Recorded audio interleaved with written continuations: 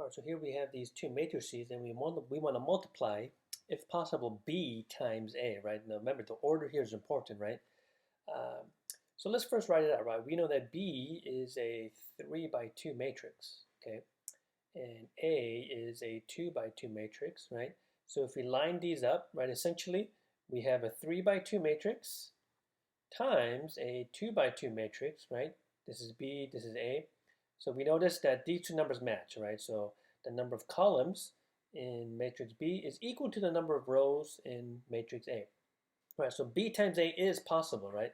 Now, we know also that the final matrix that we get should have these two dimensions, okay? So the final matrix, once we multiply B times A, okay, so let's just write it out, right? This is matrix B, it's a 3 by 2 matrix. This is matrix A, which is a 2 by 2 matrix. So when we multiply these together, we should end up with a 3 by 2 matrix, right?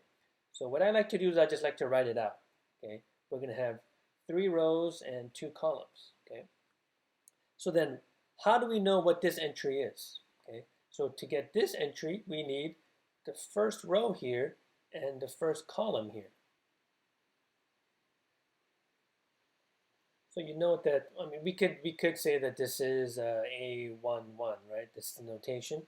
This is the first row, first column of the final matrix we get when we multiply, right? So that means we need the first row here and the first column here, right? You notice that the first row has 2 entries. The first column here also has 2 entries. We're going to multiply those.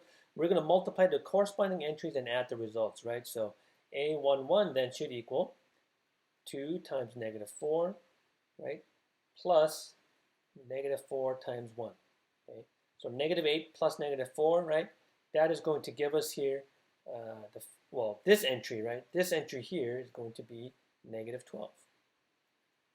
And we can follow the same process, right? This is A12, right, of the final matrix, right? This is the first row, right? So these numbers sort of tell us which entries to use, right? We're going to use the first row, second column here, okay?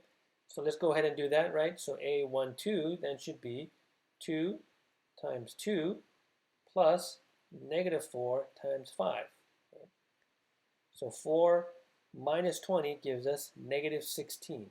Okay? That should be this entry over here, right? This is going to be -16. So this is let's take a look at this entry, right? This entry is a 2-1, for example, right? This is the second row, first column. So what does that mean? It means we need to use the second row here and the first column here, okay? And we can just proceed with this process for all of these 6 entries here, okay?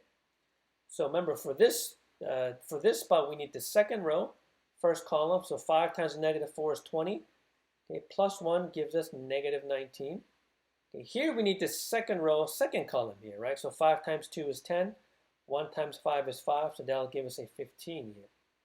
Right? And this entry is the third row, first column, so that means we need the third row here, first column here. So -12 plus 3 gives us -9. And the last entry here is the third row, second column. So we're going to use the third row, second column here. 3 times 2 is 6. 3 times 5 is 15. Add those together to get 21. Okay, so this is the product, right? If we multiply matrix B times matrix A, this here should be the result.